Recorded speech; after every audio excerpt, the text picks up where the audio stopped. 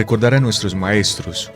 un programa para reflexionar problemas de nuestro tiempo a la luz de los grandes pensadores.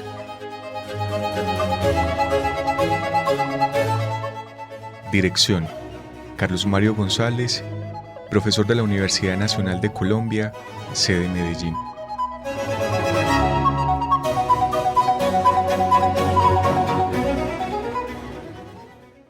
Esto es recordar a nuestros maestros en su año número 21 de emisión ininterrumpida. Sean ustedes bienvenidos, amables oyentes. Este programa se transmite por la emisora de la Universidad Nacional de Colombia, sede Medellín, Radio UNAL Medellín, y se lleva a cabo por la Fundación Biblioteca Franz Kafka BFK. Jorgito Benjumea, muchas gracias por tu labor en la edición del programa. Hoy llegamos al quinto y último programa del conjunto que había yo planeado ofrecer a efecto de rendirle homenaje a la memoria de Stanislao Zuleta, que este recién pasado mes de febrero cumplió 90 años de nacimiento y 35 de su muerte. Fundamentalmente, lo que traté de plantear y busqué sensibilizar a los oyentes a propósito de ello tiene que ver con el riesgo de que un pensador como Stanislao Zuleta pueda terminar sumido en el olvido. Y todo eso lo señalaba en relación a las formas de recordación que se van volviendo habituales cuando alguien que ha hecho una labor importante en el campo intelectual muere. Las formas que se han hecho habituales, que son las formas laudatorias, de las ceremonias de evocación, en las que simplemente se hacen reconocimientos y elogios a la labor realizada por aquel a quien se quiere recordar, aquel o aquella. Decía, y no voy a repetirlo, simplemente es para poder conectar con lo de hoy, que esas formas son un camino directo al olvido y que la única manera es constituir en forma organizada conjuntos de estudiosos que mantengan sobre la labor intelectual que nos legó Stanislao un trabajo investigativo que contribuya a la vez a la formación de esos estudiosos y que estos se comprometan socialmente con la puesta en el conocimiento público de las ideas que pueden originar a partir de aquello que recogido de Zuleta ha sido desarrollado por ellos.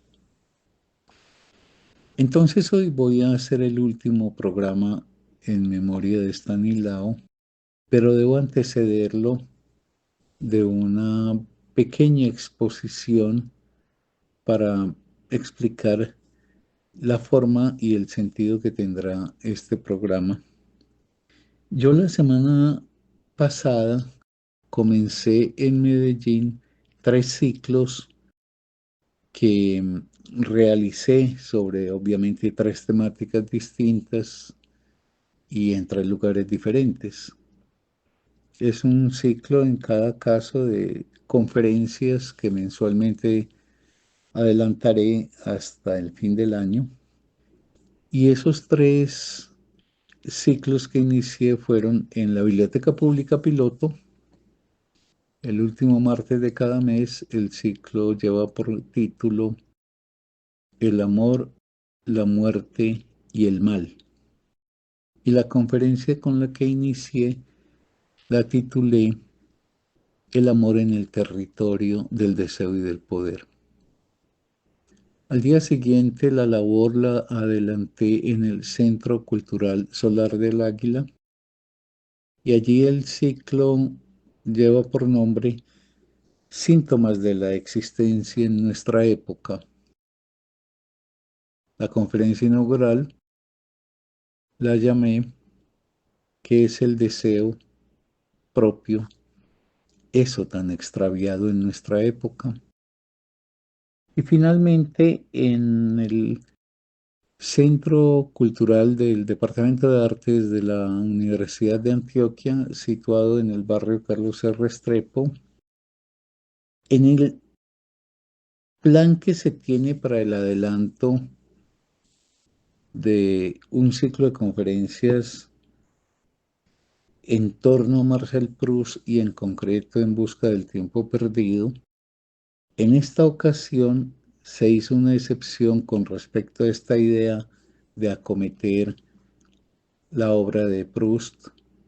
cosa que comenzaré a hacer en este mes de marzo. Pero refiriéndome pues a lo de la semana pasada, allí hicimos una excepción porque queríamos precisamente rendirle homenaje a Estanislao Zuleta. Lo de Proust lo retomaré pues ya en forma secuenciada a partir del último jueves de este mes de marzo. Pero en la semana anterior, el homenaje a Estanislao se planteó en términos de la pregunta Estanislao Zuleta y la muerte de los intelectuales, que como se puede colegir fácilmente, pues será tomar como referencia a un intelectual, definiendo bien qué es un intelectual, como Estanislao, y preguntarnos si ese tipo de figura social tiende a desaparecer, a morir en nuestro tiempo, y cuáles serían los efectos de la desaparición de los intelectuales en materia de lo que son las sociedades, la conciencia que ellas han de tener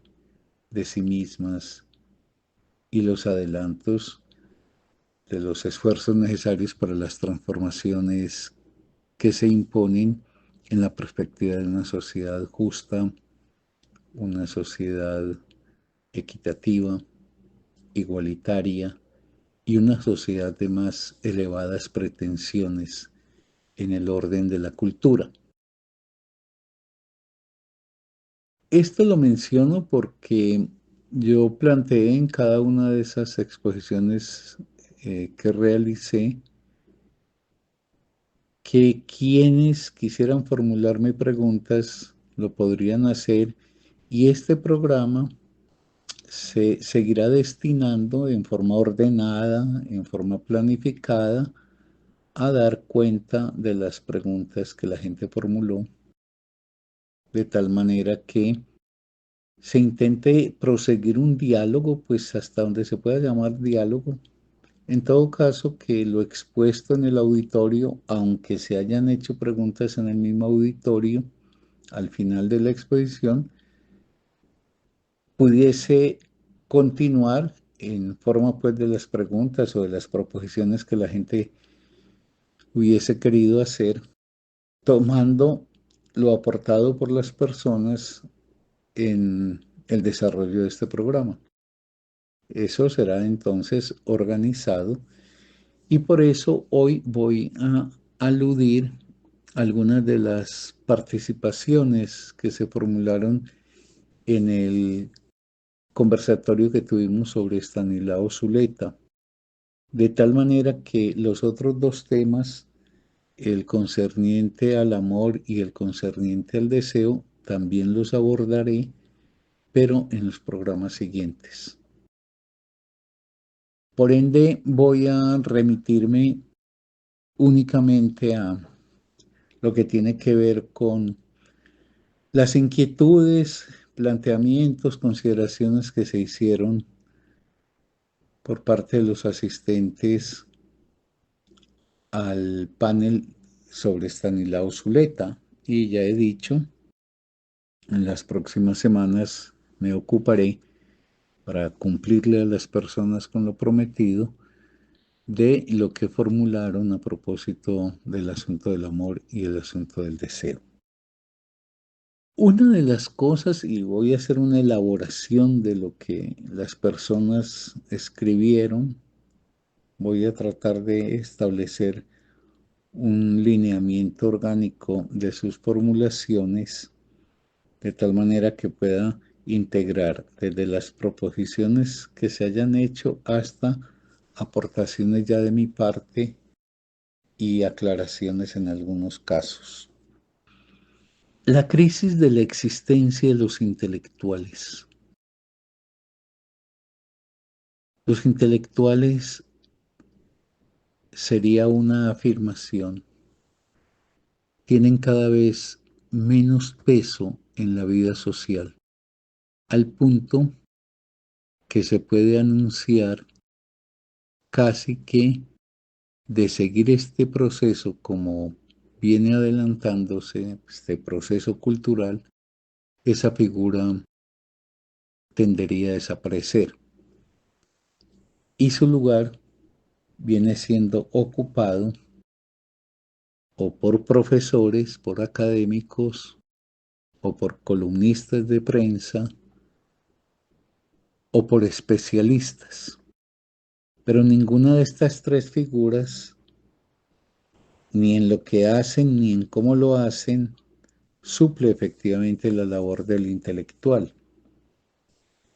Ahora, ¿por qué los intelectuales van desvaneciéndose? ¿Por qué cada vez es más difícil encontrar referentes intelectuales que sean efectivamente emisores de formas de reflexión y de interpretación de la sociedad? No porque el intelectual sea la conciencia de la sociedad, no, el intelectual es simplemente un hombre o una mujer que, amoroso del conocimiento y sensible a la sociedad,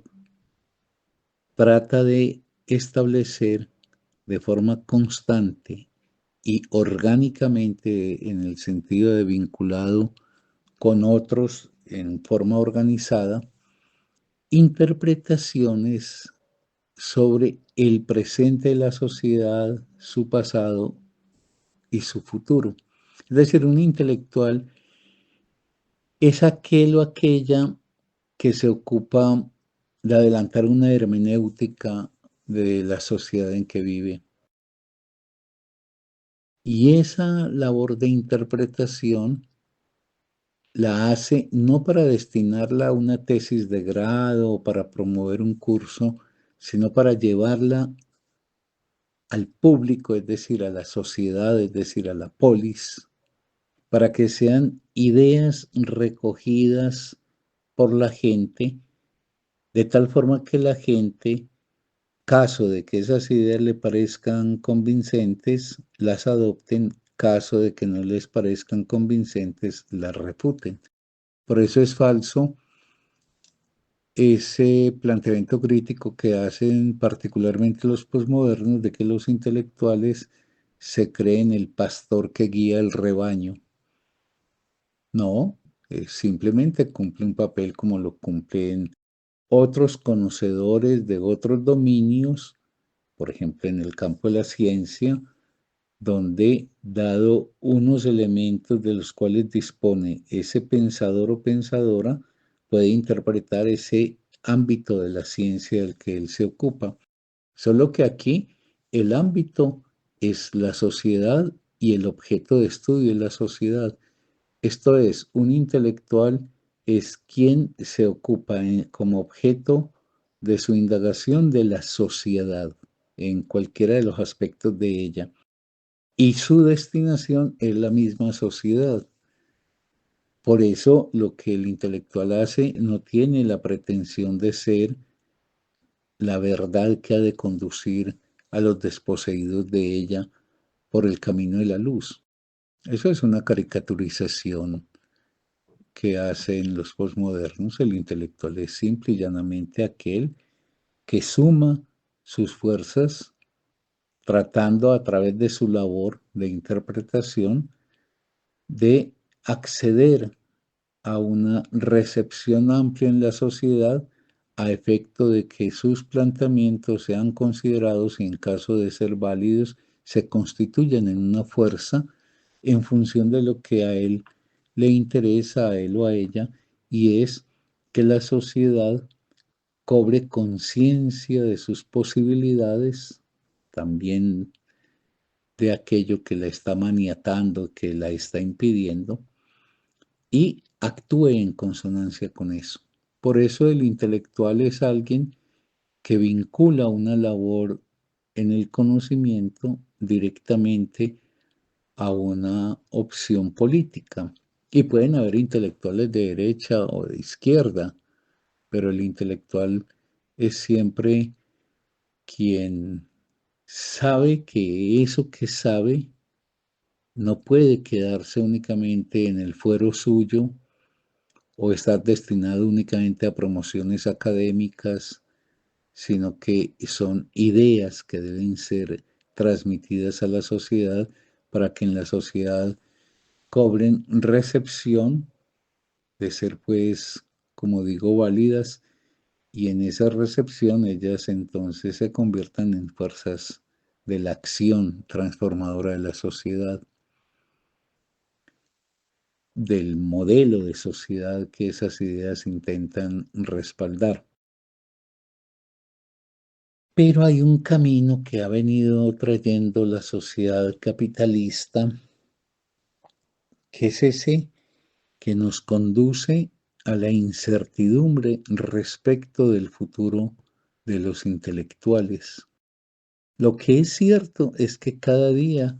tenemos menos referentes intelectuales. Es decir, cada día hay una labor muy grande en el conocimiento, pero esa labor está destinada a cosas muy distintas de aquellas a las que las destina el intelectual.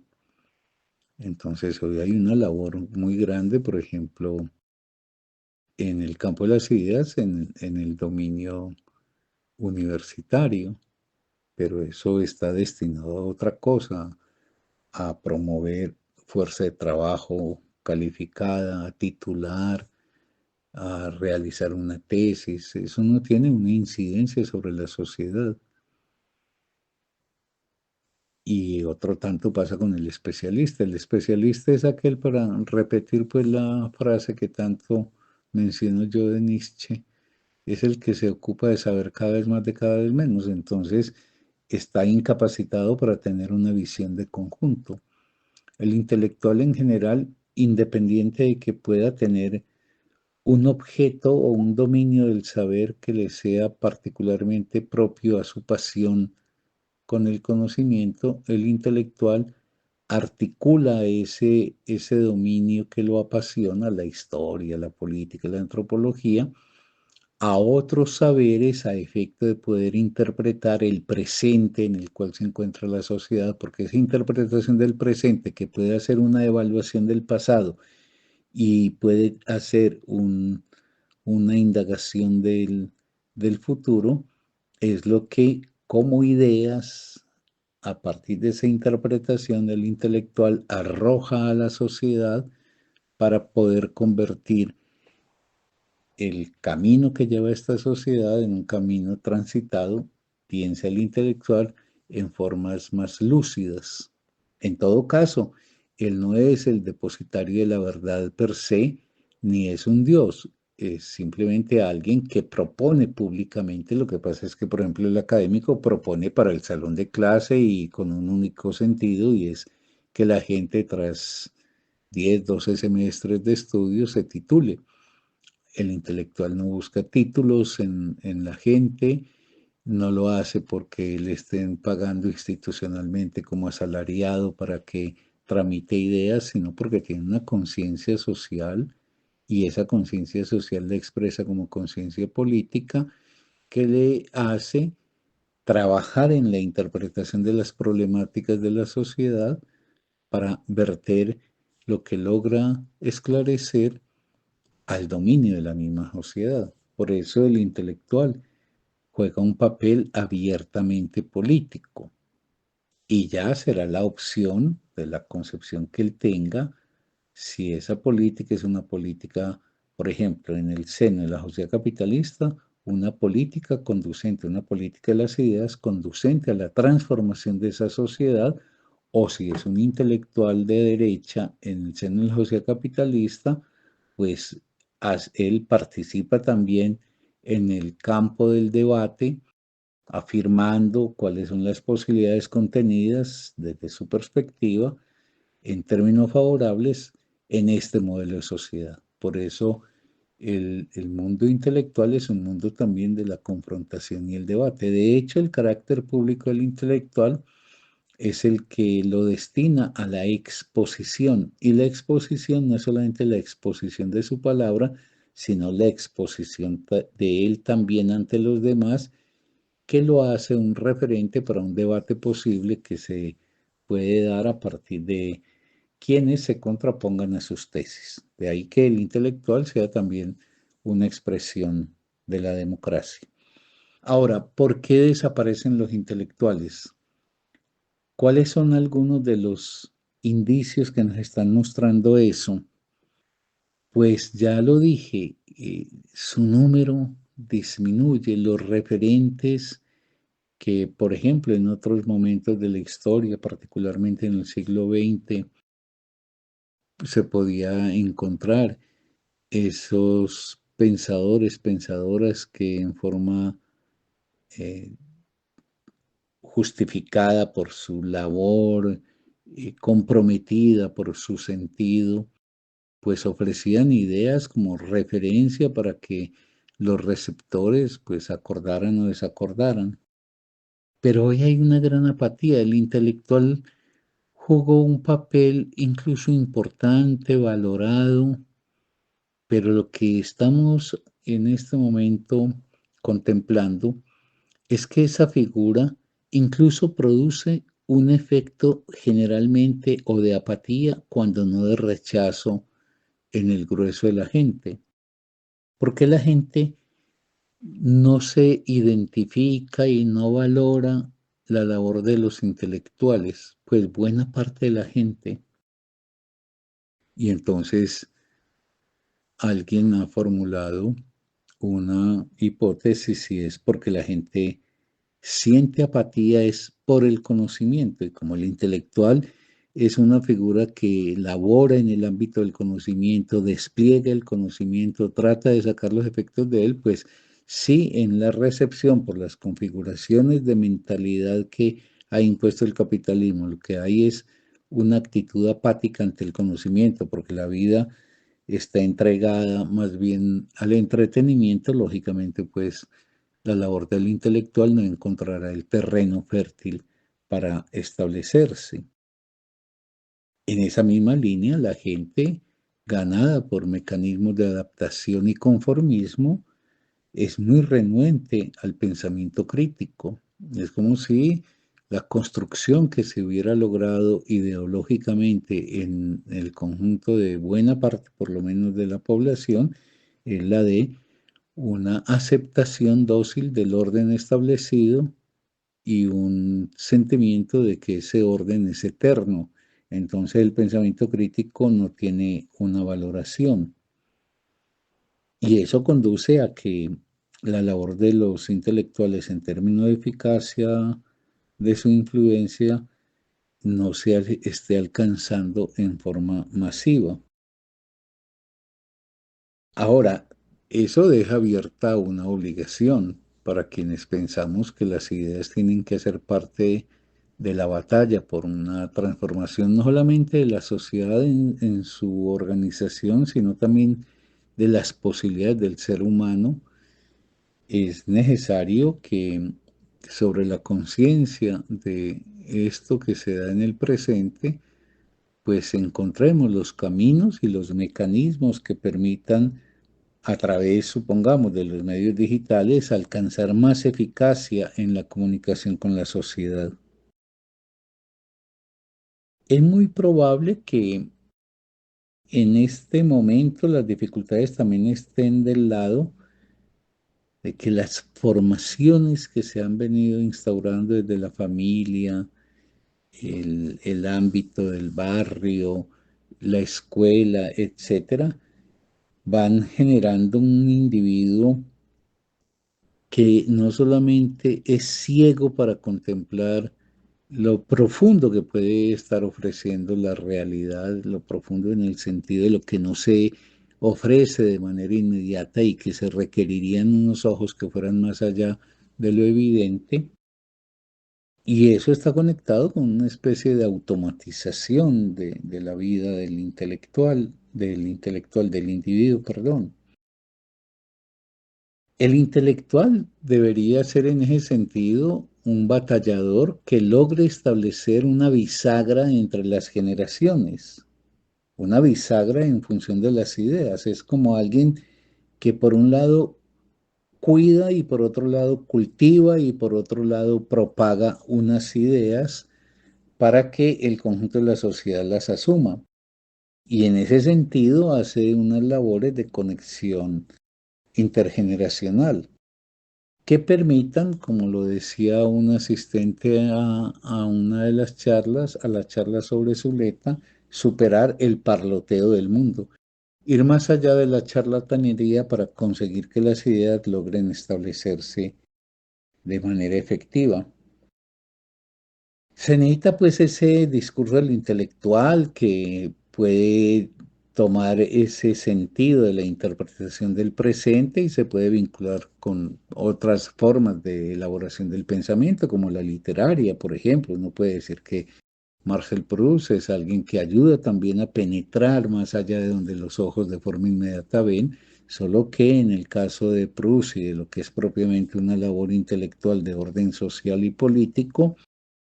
se trata de dos exploraciones de lo posible, pero con diferencias de objeto, formato, propósito, etc. Ahora, el propósito de una formación intelectual debería siempre conducir a que la persona se logre zafar de esa especie de paternidad que mantiene en minoría de edad al que se forma en la institución escolar y alcance la condición autoformativa. La condición autoformativa se alcanza siendo un buen lector, un lector riguroso, es decir, aquel que lee y escribe porque toma notas, porque formula preguntas y porque logra a partir de eso, de las preguntas que se formula, tirar en el horizonte un trazo para la indagación que ha de seguir, manteniendo también con otros cercanos a él una permanente cotejación e intercambio. Por ende, lo que estamos ahora pues requiriendo y sería el sentido del homenaje a Stanislao es conseguir que Stanislao haga una presencia en la historia, pero para eso, como he dicho, solamente se podrá lograr si pasamos de lectores fortuitos a estudiosos y de lectores sueltos a lectores organizados que puedan plantearse de esa forma orgánica una intervención consciente sobre la sociedad a efecto de llevar a esta esas ideas que garanticen y permitan que la misma sociedad se haga cargo de forjar un destino con mejores alcances.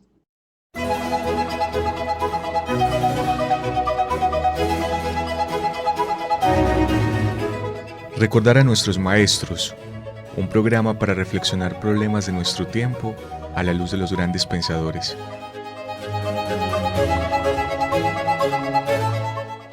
Dirección: Carlos Mario González, profesor de la Universidad Nacional de Colombia, sede Medellín.